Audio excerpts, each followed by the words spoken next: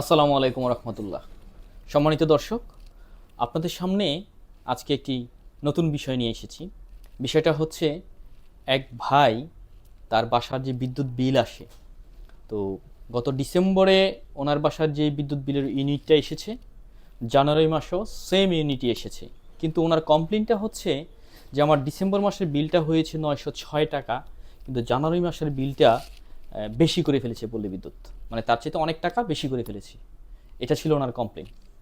তো পরে উনি যখন আমার কাছে এই বিষয়টা বলছে, তো উনি বলতেছে যে উনি এই বিষয়টা নিয়ে পল্লী বিদ্যুতের জিএম মহোদয়ের কাছে যাবেন এটা নিয়ে কমপ্লেন দেওয়ার জন্য। তো আমি বললাম যে দেখেন, আপনি যাবেন খুব ভালো কথা, কিন্তু তার আগে আপনি একটু আমাকে বিদ্যুৎ বিলটা দেখান, আমি একটু দেখি বিষয়টা কী সমস্যা আছে এখানে।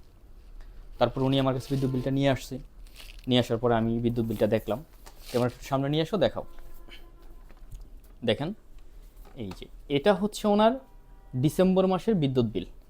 তো ডিসেম্বর মাসের বিদ্যুৎ বিলে ওনার ব্যবহৃত ইউনিট ছিল 133। তো তারপরে দেখেন, এই যে এখানে নভেম্বর মাসের unit, October, September, August, July, June, অর্থাৎ 6 মাসের ওনার কত টাকা কত ইউনিটের বিল হতো এটা এখানে উল্লেখ করা হয়েছে।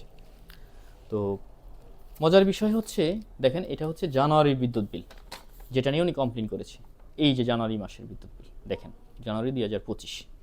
তো এই জানুয়ারি 2025-এর বিদ্যুৎ বিলের এখানে এসে দেখতেছে যে ডিসেম্বর মাসে 133 ইউনিট, কিন্তু উনি এই মাসটাকে খেয়াল করেনি। উনি ধরে নিয়েছেন যে এই 133 ইউনিটেই ওনার বর্তমান বিদ্যুৎ বিল। কিন্তু আসলে বিষয়টা তো তা না। বিষয়টা হচ্ছে ওনার বর্তমান মাসের ব্যবহৃত বিদ্যুৎ ইউনিট হচ্ছে 160 ইউনিট। তো এইটুকু ভুল বোঝার জন্য উনি বিষয়টাকে নিয়ে সরাসরি জিএম স্যারের কাছে কমপ্লেন নিয়ে চলে যেতে চেয়েছিলেন। তো তারপরে আমি ওনাকে এই বিষয়টা সুন্দর করে বুঝিয়ে বললাম।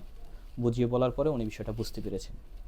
তো এখান থেকে আমরা কি শিখলাম, যে আসলে কোনো কিছু করতে গেলে, কোনো সিদ্ধান্ত নিতে গেলে খুব বেশি তাড়াহুড়া করে নেওয়া উচিত না। খুব ভেবেচিন্তে সুস্থ মস্তিষ্কে নিতে হয়। সবাই ভালো থাকবেন। আসসালামু আলাইকুম রহমতুল্লাহ।